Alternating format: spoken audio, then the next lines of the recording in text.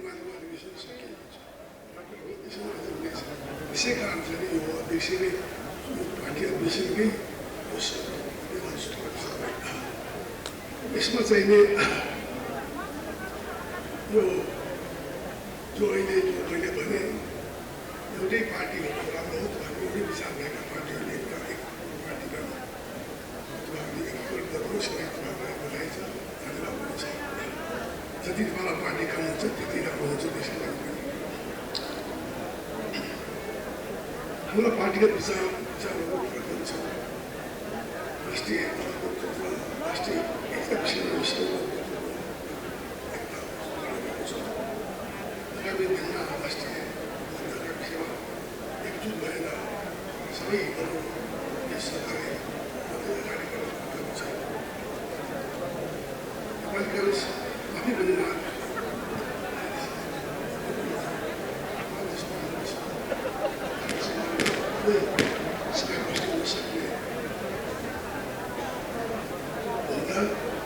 व्यस्तताले गर्दा राम्रोसँग बस्न सक्दैन। त्यसको लागि धेरै कुरा पाएको यहाँदेखि गाउँ सुरु भएको बल्दा सुन्दर सुन्दर बाटो भइसक्नुभएकोमा त्यस कारण चाहिँ म पूर्ण सफलताको कामना गर्दै बिदा हुन्छु। धन्यवाद। चाहिँ हार्दिक आभार, हार्दिक कृतज्ञता, हार्दिक धन्यवाद सम्माननीय प्रधानमन्त्री श्री राजेन्द्र देवाज्यूलाई शुभकामना मन्तव्यको लागि।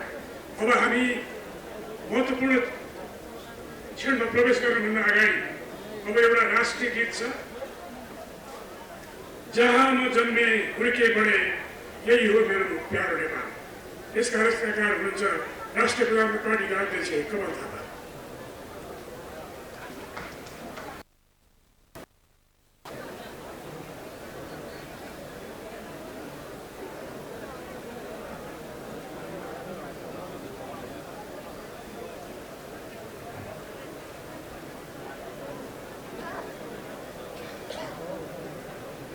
गोविंद जी,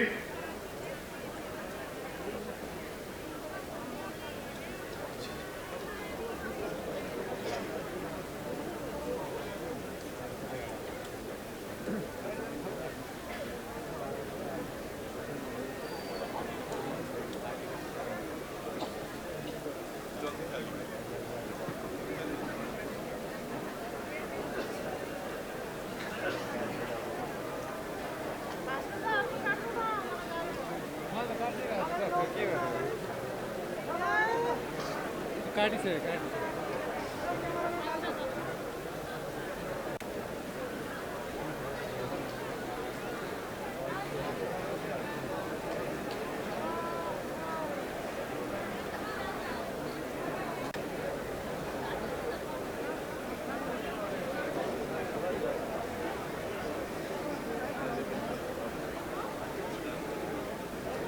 झंडा ले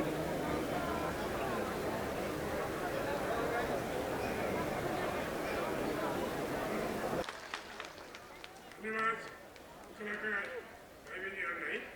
अब हामी पार्टीको महत्त्वपूर्ण क्षणमा प्रवेश गर्दैछौँ। पार्टीका अध्यक्षज्यूहरूका मन्तव्यको क्रम प्रारम्भ हुँदैछ। सर्वप्रथम राष्ट्रिय प्रजातन्त्र पार्टीका अध्यक्ष आदरणीय कमल थापाज्यूलाई सार्वजनिक मन्तव्य गराएर अनुरोध गर्दछु। आदरणीय कमल थापाज्यू।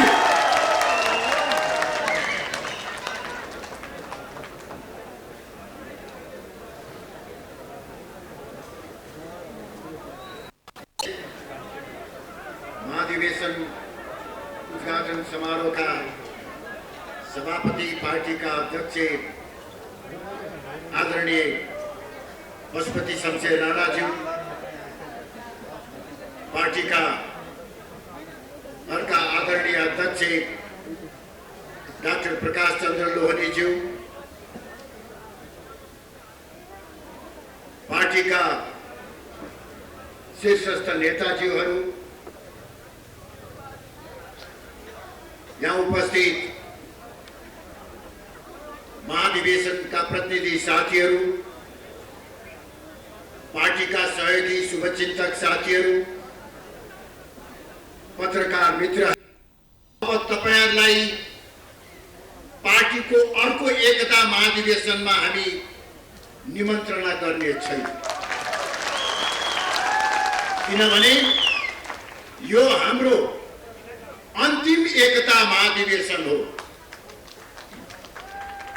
अब भविष्यमा राष्ट्रिय प्रजातन्त्र पार्टीलाई कहिल्यै फुट्न नदिने संकल्प हामीले गरिसकेका छौँ। त्यसर्थ अब तपाईलाई हामी नियमित महाधिवेशनमा बोलाउँछौँ, एकता महाधिवेशन गर्नुपर्ने आवश्यकता नै पर्दैन। आदरणीय साथीहरू, तत्कालीन राष्ट्रिय प्रजातन्त्र पार्टी र राप्रपा संयुक्तका बीचमा 2076 साल फागुनमा एकीकरण भएपछि यो पहिलो महाधिवेशन, त्यसर्थ यो एकता महाधिवेशन, यो एकता महाधिवेशनले केवल भाषणमा मात्र होइन, मन, वचन र कर्मले एकता महाधिवेशनको रूपमा हामीले स्थापित गर्नुपर्दछ। यो महाधिवेशन सकेर जब तपाईँ हामी आफ्नो आफ्नो घर गाउँमा पुग्दछौँ, हामीले नेपाली दाजुभाइ तथा दिदीबहिनीहरूलाई एउटा सन्देश पुर्याउनु पर्दछ। त्यो सन्देश भनेको यो एकता महाधिवेशनबाट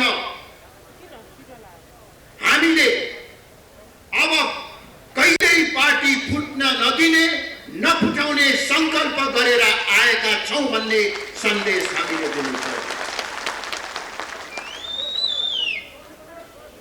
यो महाधिवेशनले पार्टीको वैचारिक कार्य दिशाको निर्धारण गर्नेछ। त्यसका निमित्त तपाईहरुको सर्वसम्मत प्रयासको निमित्त म आह्वान गर्दछु। यो महाधिवेशनले पार्टीको केन्द्रीय नेतृत्वको चयन गर्दछ।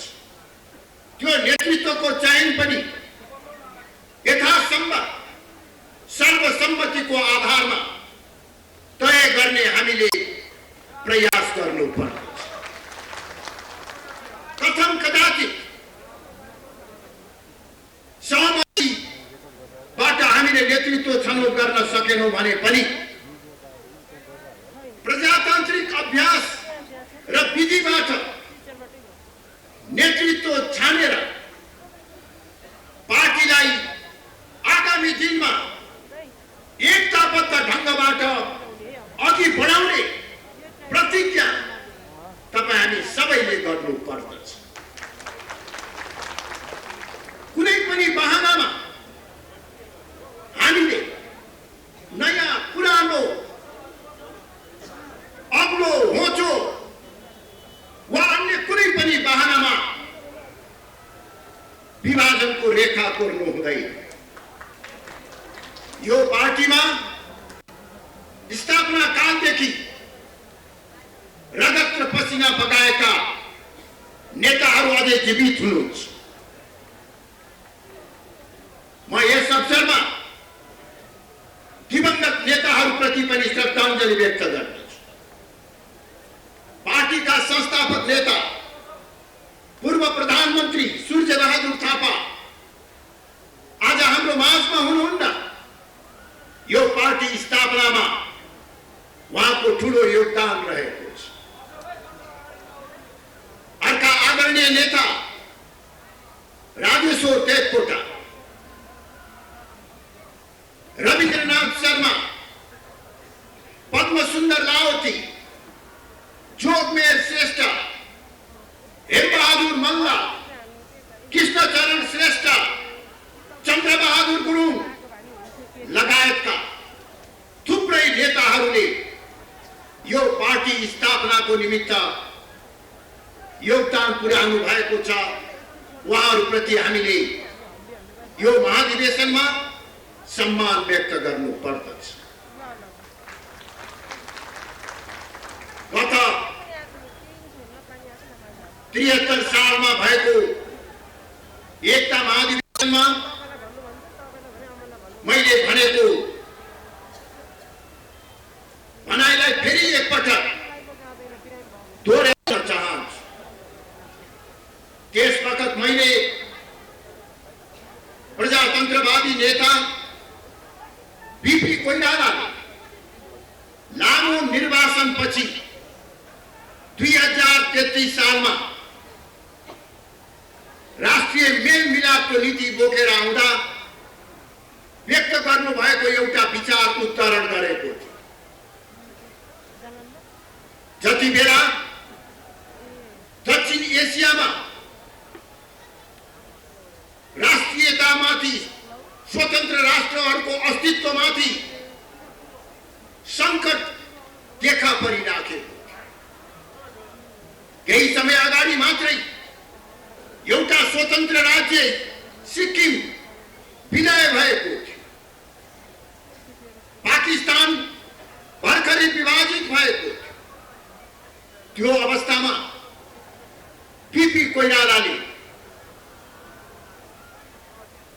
नेपाल आएर भन्नुभयो, नेपालको अस्तित्व जगाउनको निमित्त राजा र जनताको बीचमा एकता हुनुपर्दछ।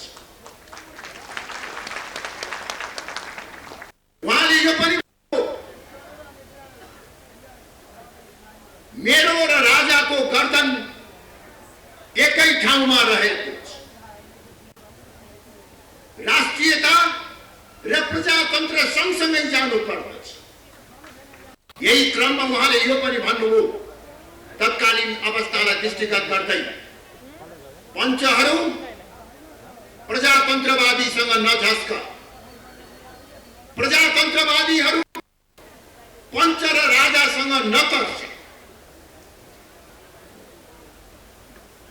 अहिलेको विश्व परिवेश अझ बढी सङ्कटपूर्ण हुँदै गइराखेको छ। नेपालकै राष्ट्रिय सन्दर्भमा कुरा गर्ने हो भने बाह्य शक्तिको चलखेल र प्रभाव तीव्र रूपले बढेर गएको छ। विदेशीहरूको रणनीतिक प्रतिस्पर्धा स्थल नेपाल बन्न सक्ने खतरा देखा परिराखेको छ। प्रजातान्त्रिक मूल्य र मान्यता कमजोर हुँदै गइराखेको छ। राज्यका अङ्गहरूको प्रभावकारितामा ह्रास आइराखेको छ। भ्रष्टाचारको दलदलमा मुलुक भासिएको छ। यस्तो अवस्थामा नेपालको राष्ट्रिय अस्तित्व, राष्ट्रियता र एकता हिजोको भन्दा अहिले बढी सङ्कटपूर्ण रहेको छ। त्यसर्थ म भन्न चाहन्छु, विभिन्न राजनैतिक दलका नेताहरू हुनुभएको भए म उहाँलाई सुनाउँछु, तर यो सञ्चार माध्यमबाट उहाँहरूको कानमा यो कुरा पुगोस् कि अहिले पनि देशलाई राष्ट्रिय मेलमिलापको आवश्यकता छ। राष्ट्रियता र प्रजातन्त्र एक ठाउँमा रहेको परिस्थिति निर्माण गर्नु परेको छ। त्यसर्थ अहिलेको सन्दर्भलाई दृष्टिगत गर्दै म भन्दछु, लोकतन्त्रवादीहरू राज संस्थासँग नतर्स, राज संस्था पक्षधरहरू लोकतन्त्रबाट नडराउ, नझस्क। अहिलेको आवश्यकता परिवर्तनकारी शक्ति र परिवर्तनकारी विचार, परम्परागत शक्ति र परम्परागत विचारको बीचमा सामञ्जस्य र एकताको आवश्यकता छ। राजा र जनताको बीचको एकता, राष्ट्रियता र प्रजातन्त्र बीचको सामञ्जस्यता अहिलेको आवश्यकता हो र यो नै नेपालको राष्ट्रिय सुरक्षा र राष्ट्रिय अस्तित्वको ग्यारेन्टी हो।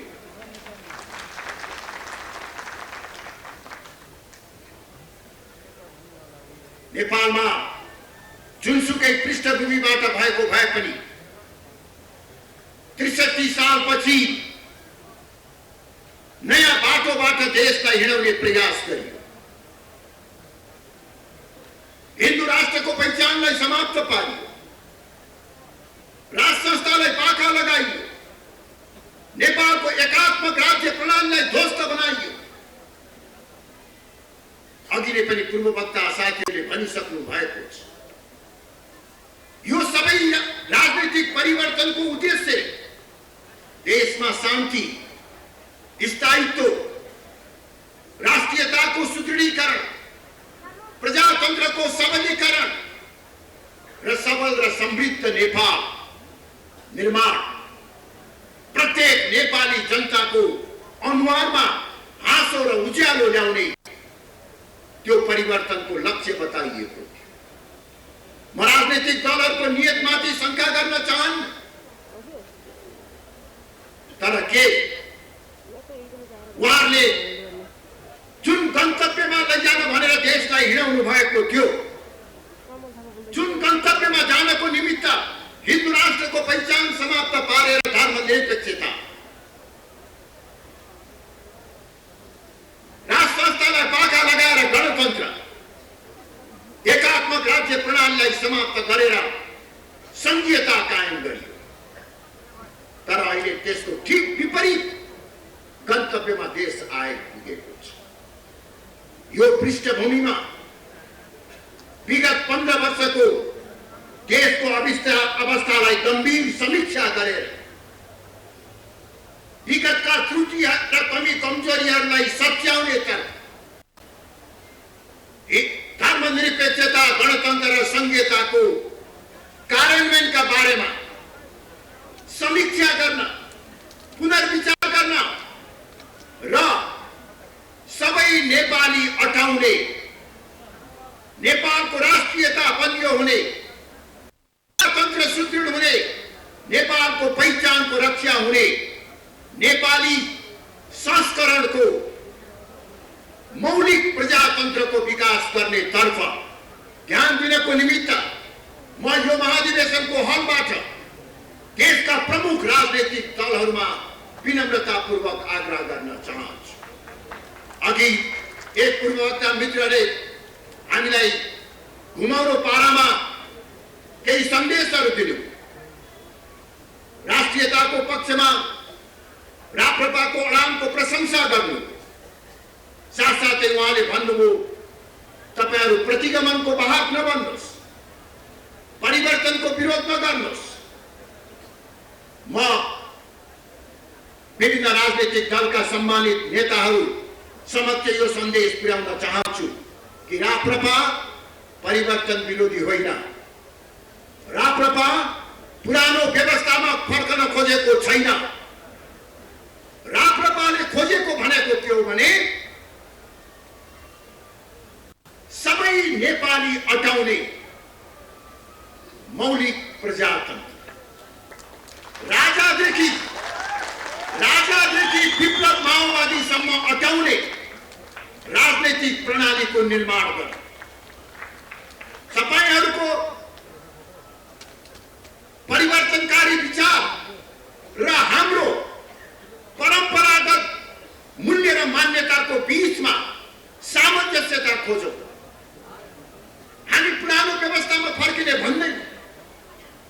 2063 साल भन्दा अघिको व्यवस्थामा फर्कौं। लिएको सर्वधर्म समभाव र स्वतन्त्रता सहितको हिन्दू राष्ट्र संस्था सहितको प्रजातन्त्र, सुदृढ स्थानीय स्वायत्त शासनको विचार प्रतिगामी विचार होइन, परिवर्तनकारी विचार होइन, परिवर्तनको विरोधी होइन।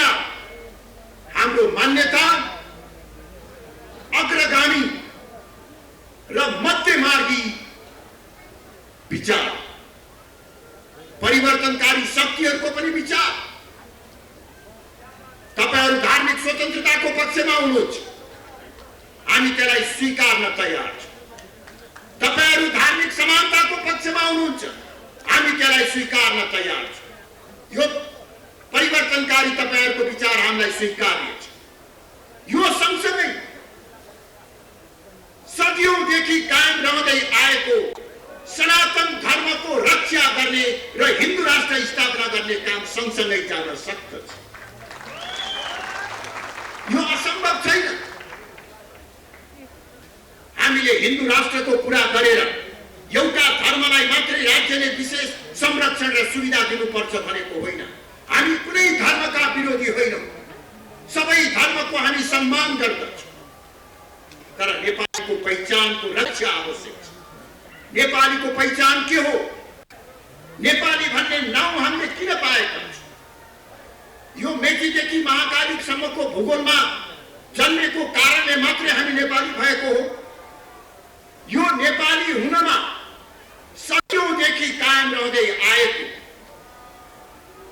हाम्रो सनातन धर्म, संस्कृति, परम्परा र मूल्य र मान्यताको हात रहेको छ। यही धरातलमा नेपालीको पहिचान बनेको छ। धर्मनिरपेक्षताको आडमा यो सनातन धर्म संस्कृतिलाई समाप्त पार्ने प्रयास भएको छ। यो कुरा हामीलाई स्वीकार्य छैन। यसैगरी राज संस्थाको कुरा गरेर हामीले निरङ्कुश राजतन्त्रको कुरा गरेको होइन। हामीले नेपालको राष्ट्रियता र एकताको प्रतीकको रूपमा राजनीति भन्दा माथि उठेको साझा संस्थाको रूपमा राज संस्था रहनुपर्छ भन्ने धारणा राखे। परिवर्तनकारी शक्तिहरूको लोकतन्त्र कायम गर, हामीलाई आपत्ति छैन। शासन जनताले गर्ने, सार्वभौम सत्ता जनतामा निहित रहने, जनताबाट निर्वाचित दल र प्रतिनिधिले देशको शासन सत्ता सञ्चालन गर्ने, यही हो लोकतन्त्र भनेको। संसारभरि चलेको मान्यता प्राप्त गरेको लोकतन्त्रको परिभाषा यही हो। जनताद्वारा, जनताको निमित्त, जनताको सरकार लोकतन्त्र हो। यो लोकतन्त्र प्रति हाम्रो आपत्ति छैन। तपाईहरुले कायम गर्न खोज्नु भएको यो लोकतन्त्रलाई अझ बलियो बनाऊ। त परिवर्तनकारी शक्तिहरूको यो लोकतान्त्रिक विचारको सम्मान गर्दै परम्परागत शक्ति र मूल्य र मान्यताको रूपमा रहेको राज संस्थालाई पनि एउटा स्थान। यही हो राज संस्था सहितको प्रजातन्त्रको कुरा। नेपालको भू राजनीतिक अवस्था, नेपालको धार्मिक सामाजिक परिवेशले राज संस्थाको आवश्यकतालाई महसुस गरेको छ। यो हाम्रो भू राजनैतिक बाध्यता हो। यो बाध्यतालाई हामीले बिर्स्यौं भने, कसैको रहरले, शोकले बिर्स्यौं भने हामीले आफ्नो अस्तित्व कुनै दिन संकट पार्न सक्ने खतरा रहन्छ। यो मध्यमार्गी विचारका साथ नेपालको राष्ट्रिय राजनीतिमा राष्ट्रिय प्रजातन्त्र पार्टी एउटा अलग पहिचानका साथ, फरक विचारका साथ क्रियाशील रहेको छ। राष्ट्रियता, प्रजातन्त्र, मुलुकको आर्थिक समृद्धि हामी सबैको साझा एजेन्डा हो। यो राष्ट्र निर्माणको लक्ष्य प्राप्त गर्ने क्रममा तपाईहरु राज संस्थालाई निषेध गरेर, हिन्दू धर्म वा हिन्दू राष्ट्रलाई निषेध गरेर गणतन्त्र र धर्मनिरपेक्षताको आधारमा अघि बढ्न खोज्नुहुन्छ। हामी गणतन्त्रलाई पनि निषेध नगरौं, लोकतन्त्रलाई पनि निषेध नगरौं, धर्मनिरपेक्षताको, धार्मिक स्वतन्त्रताको मान्यतालाई पनि निषेध नगरौं। सबै मिलेर एउटा मध्यमार्गी बाटोबाट अगाडि बढौं भन्ने हाम्रो पार्टीको मान्यता हो, जसलाई हामीले सरल भाषामा भन्ने हो भने राष्ट्रियता, प्रजातन्त्र र उदारवादको बृहत चिन्तनमा आधारित संवर्धनवाद भन्ने गरेका छौं। यो संवर्धनवाद निरन्तरता सहितको परिवर्तन हो। यो संवर्धनवाद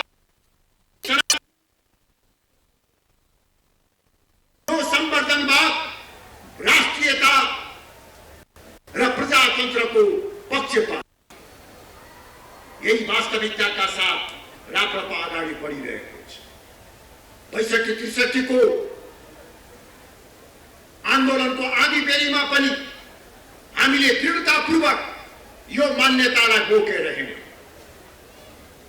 यो मान्यतालाई बोकेर हिँड्दा देशका विभिन्न कुना काप्चामा हामीमाथि सांघातिक आक्रमण भयो। हामीलाई सामाजिक बहिष्कार गरियो, राजनीतिक रूपमा निषेध गरियो। तर हामी चट्टान झैं जस्तै अडेर यो मान्यतालाई बोकेर संघर्ष गर्दै गयौं।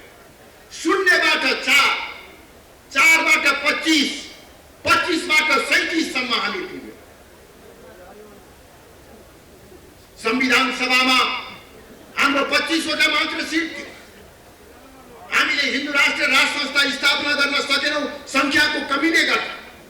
तर यो नयाँ संविधानमा हामीले हिन्दू राष्ट्र संस्था सहितको प्रजातन्त्रको एजेन्डा बोकेर जनताको माझमा जाने र जनताको अभिमत लिएर परिवर्तन गर्ने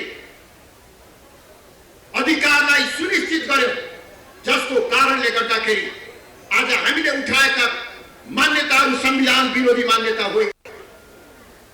संविधानले दिएको अधिकारको प्रयोग जब संविधान निर्माण भयो, हाम्रो अगाडि एउटा यक्ष प्रश्न खडा भयो, अब के गर्ने?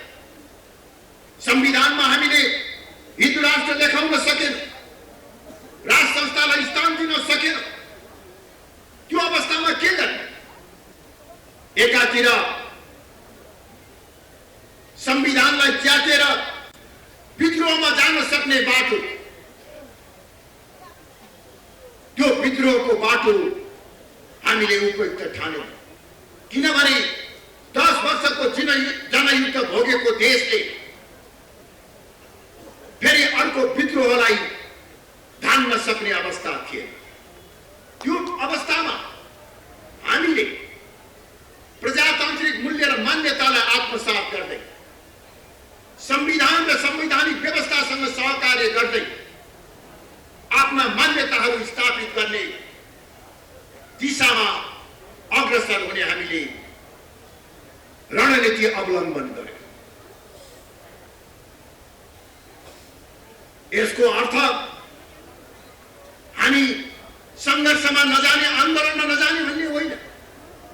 हाम्रो रणनीति भने यो पार्टीका सबै तहका कार्यकर्ताहरूले ठिक ढंगबाट बुझ्नु पर्दछ। कतिपयलाई लागेको छ राप्रपाले कहिले 2/3 बहुमत लिएर आउने संसदमा, अनि 2/3 बहुमत लिएर आएर संविधान संशोधन गरेर राजालाई कहिले राख्ने, हिन्दू राष्ट्र कहिले ल्याउने भन्ने चिन्ता पनि व्यक्त गर्दछ। म ती साथीहरूको चिन्तालाई अन्यथा ठान्दिनँ। उहाँलाई के मात्र स्पष्ट पार्न चाहन्छु भने हामीले सदन र सडक दुवै संघर्षको मैदानलाई प्रयोग गर्नुपर्दछ। संसदीय शक्ति र सडकको शक्ति दुवै प्रयोग गरेर हामीले हिन्दू राष्ट्र र राष्ट्र संस्था स्थापना गर्नुपर्दछ। यही रणनीति अन्तर्गत हामी अगाडि बढिरहेका छौं। जुन दिन राप्रपाले संसदमा सम्मानजनक अवस्था प्राप्त गर्न सक्दछ, जुन दिन राप्रपाले काठमाडौँको सडकमा 1 लाख भन्दा बढी मानिस निरन्तर रूपमा उतार्न सक्दछ, त्यो अवस्थामा संविधानको 2/3 बहुमतको धारा पर्खेर राप्रपा बस्दैन। संसदको शक्ति र सडकको शक्तिबाट नागार्जुनमा रहेका राजालाई नारायणीमा राख्ने काम जनताले गर्दछ। यसैले राप्रपाको अहिलेको नारा भनेको राजा आऊ देश बचाऊ होइन। हाम्रो नारा, हाम्रो रणनीति भनेको जनता आऊ राजालाई ल्याऊ भन्ने नारा। यसै गरी हिन्दू राष्ट्रको स्थापनाको निमित्त पनि हामीले केवल संविधानको 2/3 बहुमत पर्खेर बस्नुपर्ने जरुरी छैन। हिन्दू राष्ट्रको स्थापनामा तुलनात्मक रूपमा केही सजिलो छ, तर जुन दिन हामीले सडक र सदनको शक्ति आर्जन गर्दछौं, त्यस हामी उपयुक्त बाटो यही रणनीति बोकेर 73 सालपछि हामी अगाडि बढ्यौं। त्यसको निमित्त हामीलाई लाग्यो एउटै विचार बोकेका पार्टीहरू अलग अलग बसेर यो लक्ष्य प्राप्त हुन सक्दैन। समान विचारधारा भएका पार्टीहरू एक ठाउँमा आउनु पर्दछ। एक ठाउँमा आयो भने हाम्रो शक्ति दोब्बर तेब्बर हुन्छ। यही मान्यताका साथ 2073 साल भदौ महिनामा